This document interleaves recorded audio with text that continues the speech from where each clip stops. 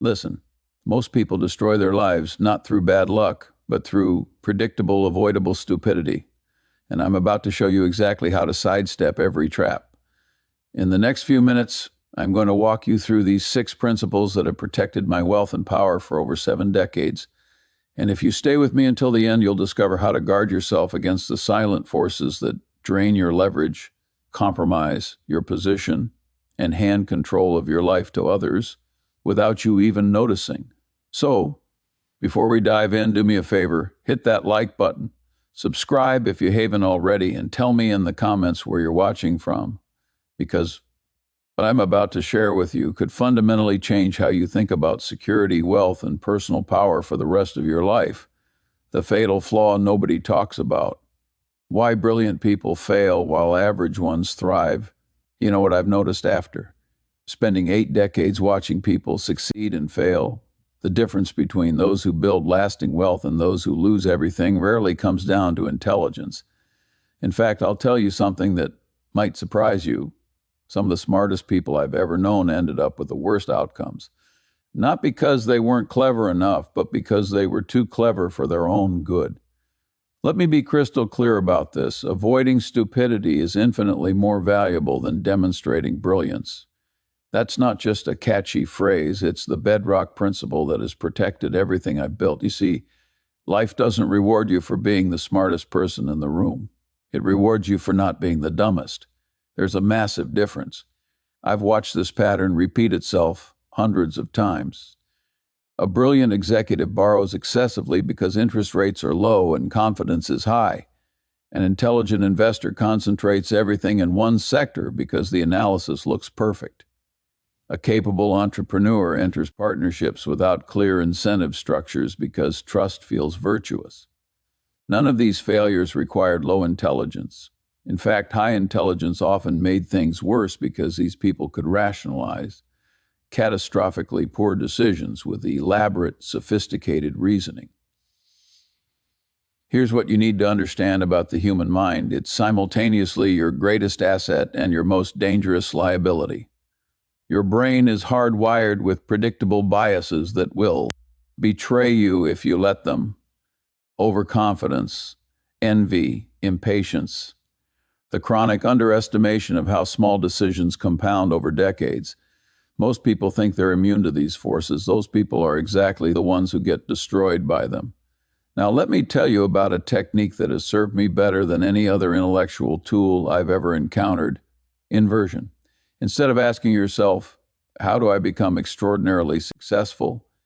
Ask yourself, how do people reliably ruin their lives? The answers are shockingly consistent. And once you see them, you can't unsee them. People ruin themselves through excessive leverage, borrowing more than they can safely handle when times are good, only to be crushed when conditions change. They destroy themselves through untreated ego, the inability to admit error, the need to always be right, the compulsion to prove their intelligence through constant activity. They sabotage their own futures through impatience, demanding immediate results in a world that rewards those who can wait. They poison their relationships and judgment through envy, measuring themselves constantly against others and feeling diminished by comparison. And perhaps most dangerously, they hand away control, information, and leverage without understanding what they're giving up or why it matters. You want to know what genuine wisdom looks like? It's not the flashy investor making bold predictions on television. It's not the entrepreneur constantly pivoting and announcing new ventures. Real wisdom often looks boring from the outside. It's the person who does nothing when nothing intelligent can be done. It's restraint when everyone else is reaching for activity. It's patience when cleverness demands immediate action. I learned this lesson definitively during the late 1990s. Everyone around me was making millions in internet stocks. People who had been successful in traditional businesses suddenly thought they understood technology better than they did. The pressure to participate was enormous, not from greed alone, but from the fear of being left behind, of looking foolish for missing the party. But Warren and I looked at the fundamentals and didn't understand how most of these companies would ever justify their valuations. So we waited. We looked stupid for years, and then we looked wise when it all collapsed. That experience taught me something profound. The world is not fair, but it is fairly predictable in how it punishes foolish behavior. Stay in the game long enough, avoid the obvious errors, and time will do most of the heavy lifting for you. The magic isn't in the exceptional moves you make, it's in the catastrophic mistakes you avoid. Here's what most people miss. Compounding works in both directions. Small advantages, sensibly protected and allowed to grow, become enormous over time. But small errors, left uncorrected or repeated, eventually become catastrophic. The difference between these two outcomes isn't genius or luck, it's discipline. It's the daily choice to avoid doing stupid things, even when stupid things would feel exciting, impressive, or profitable in the short term. So if you take nothing else from what I'm telling you today, remember this: your job isn't to be brilliant. Your job is to be consistently unbrillianting at avoiding error. Because in the long run, that's what separates those who build lasting wealth and power from those who lose everything despite their impressive intelligence. The information trap, how what you reveal becomes a weapon against you. Now, let me tell you about one of the most dangerous mistakes I see people making every single day. And it's so subtle, so socially acceptable, that most people don't even recognize it as a mistake until the damage is already done. I'm talking about the careless disclosure of information. Here's a reality that nobody wants to hear. Information is leverage, and once you give it away, you can never get it back. Never. It's gone, permanently. And the moment information leaves your control, it changes the incentive structure of everyone who receives it. This isn't theory. This is observable, predictable human behavior that I've witnessed countless times over 70 years. Let me paint you a picture of how this works in practice. An employee, trying to be considerate and honest, announces 6 months in advance that they're planning to leave the company. Sounds noble, right? Wrong. What actually happens is fascinating and predictable. Almost immediately, opportunities begin drying up. Projects get reassigned. Invitations to important meetings stop coming. The person becomes invisible while still physically present. And here's the thing. This isn't because the employer is malicious. It's because incentives have fundamentally shifted. Why would you invest time, training, or opportunities in someone who's already announced they're leaving? You wouldn't. It's rational behavior responding to new information. Or consider this scenario. Someone shares details about their financial success with friends or family, believing that openness builds trust and connection. What actually happens? Comparison enters the relationship. Envy begins to grow, often unconsciously. Expectations change. Requests start coming. The relationship becomes distorted, and it's nearly impossible to return it to its original state. The information once released has permanently altered the dynamics. Now, I know what some of you are thinking, but Charlie, isn't secrecy dishonest? Aren't you supposed to be open and authentic? Let me be absolutely clear. I'm not advocating for dishonesty. I'm advocating for discretion, which is an entirely different thing. There's a massive difference between lying and simply not volunteering information that serves no productive purpose. Here's a question I want you to ask yourself before sharing any sensitive information. What advantage does the listener gain from knowing this? If the answer isn't immediately clear, the risk probably outweighs the reward. This simple filter has saved me from countless complications over the decades. You see, most people operate under a dangerous assumption. They believe others will process information the same way they would. This is profoundly wrong. Other people will process your information through their incentives, their fears, their self-interest, their competitive instincts, and their own cognitive biases. You cannot control this. Once the information is out there, it takes on a life of its own. This is precisely why professionals exist. Lawyers are bound by attorney-client privilege. Accountants operate under professional standards and legal obligations. Doctors are constrained by confidentiality requirements.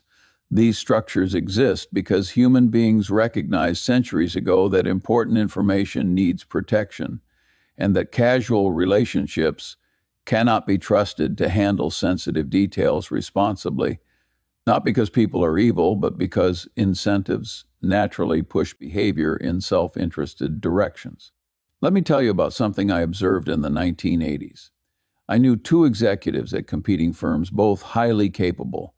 One talked constantly about his strategies, his plans, his insights into market opportunities. The other kept his counsel, shared selectively, and revealed intentions only when execution was already underway.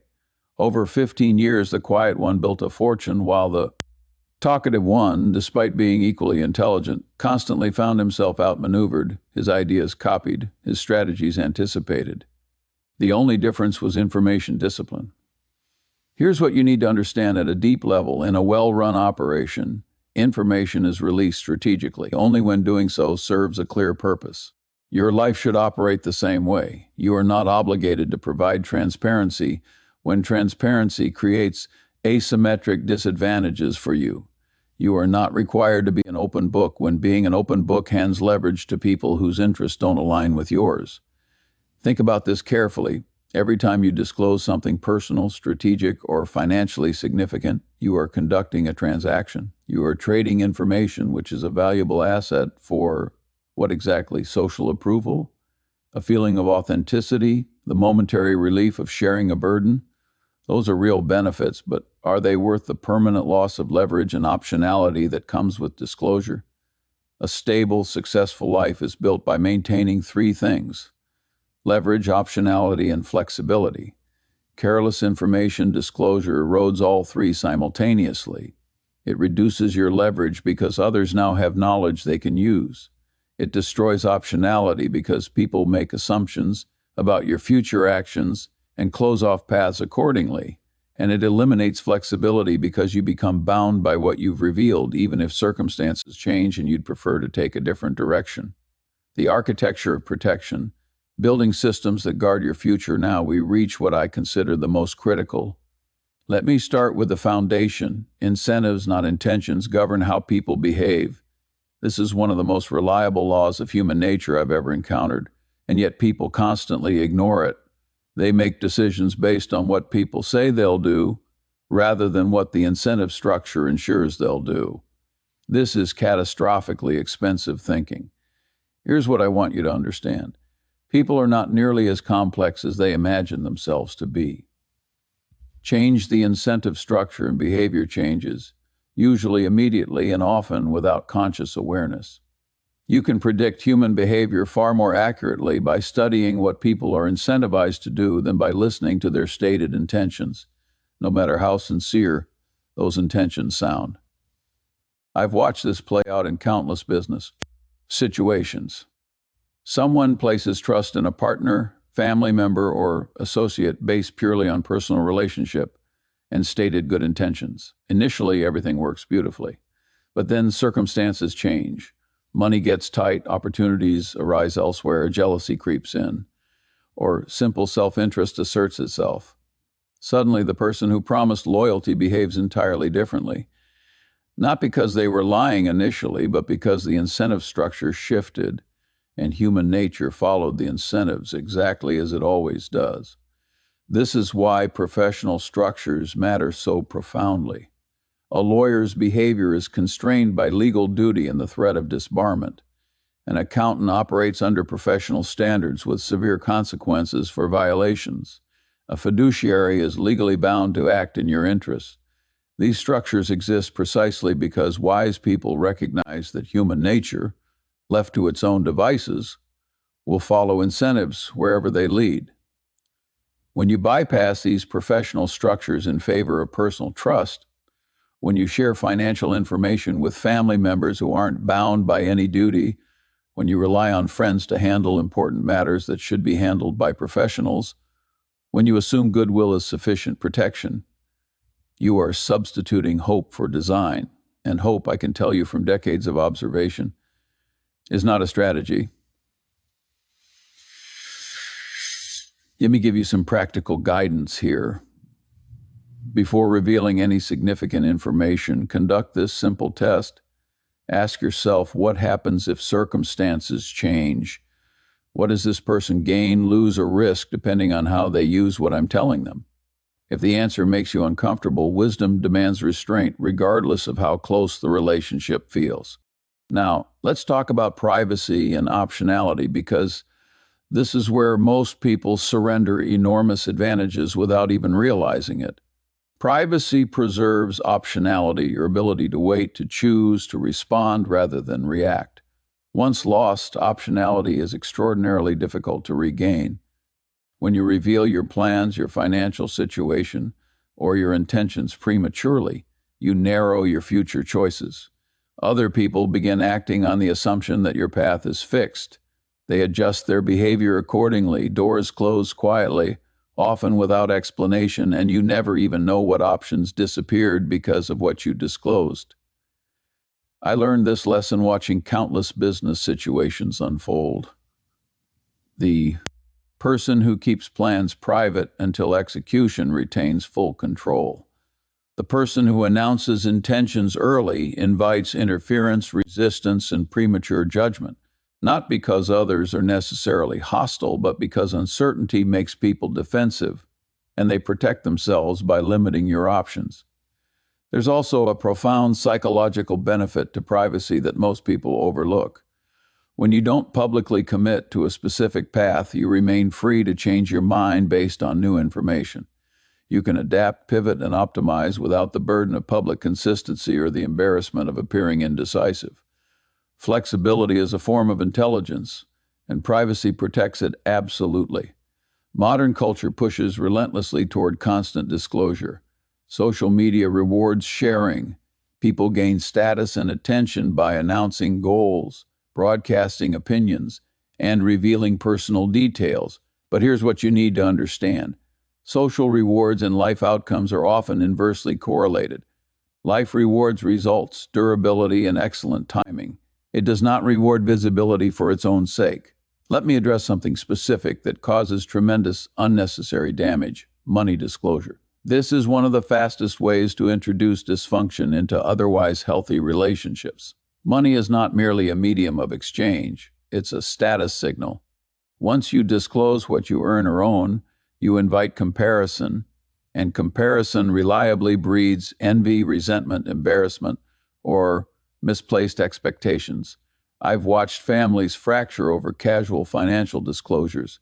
One sibling becomes the successful one, another becomes the struggling one, and from that point forward, every interaction becomes distorted.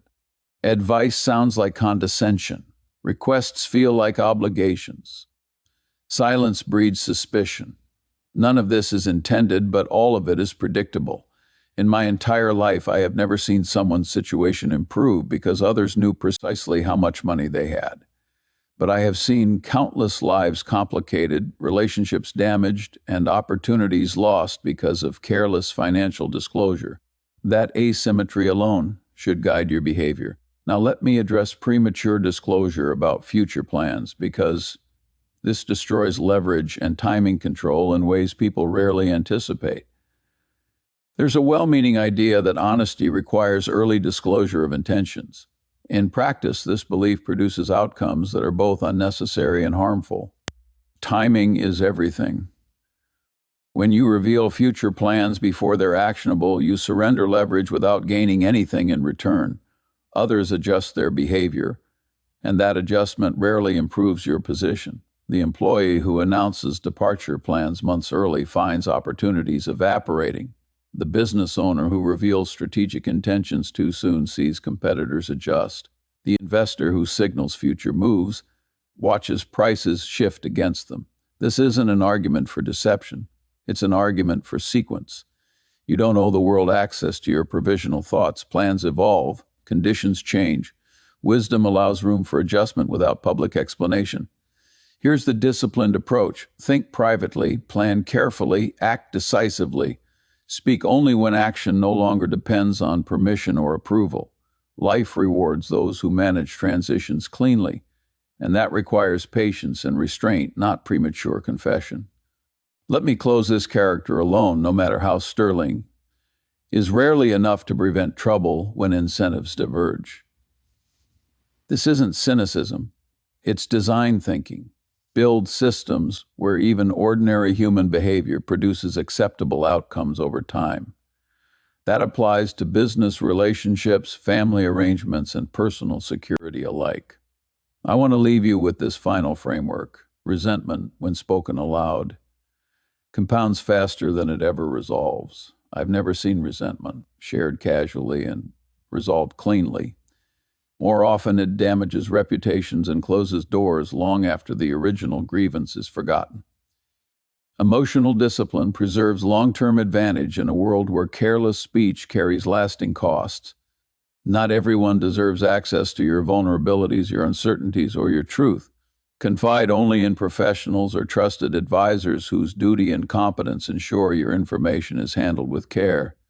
Small security lapses, sharing passwords, revealing sensitive access, careless digital hygiene, compound into irreversible damage over time.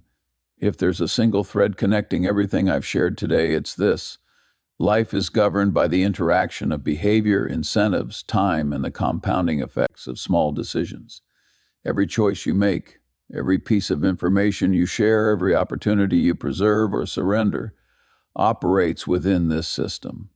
A well-lived life is rarely dramatic. It's characterized by careful observation, thoughtful restraint, and steady alignment between actions and long-term incentives. Wisdom emerges not from the pursuit of brilliance, but from the consistent avoidance of error. Nothing in life is more permanent than the consequences of a single lapse in judgment. Guard your decisions, your information, and your security as if your future depends on them, because it does. Now go protect what you've built, preserve your optionality, and never forget that avoiding stupidity will serve you better than any amount of cleverness ever could.